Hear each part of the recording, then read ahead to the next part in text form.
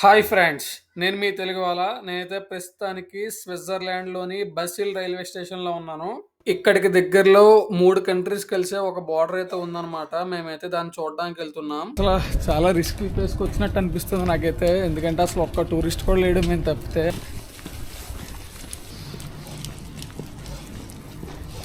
ఇదే నేను చెప్పిన ట్రై జంక్షన్.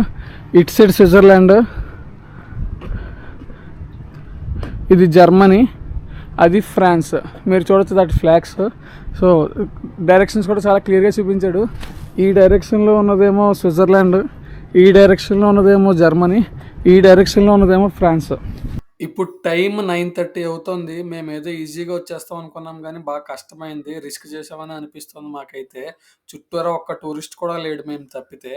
బట్ ఏదైనా మాకైతే బాగా నచ్చింది. మీకు కూడా నచ్చితే కనుక లైక్ చేయండి, షేర్ చేయండి అండ్ సబ్స్క్రైబ్ చేసుకోండి. Bye bye.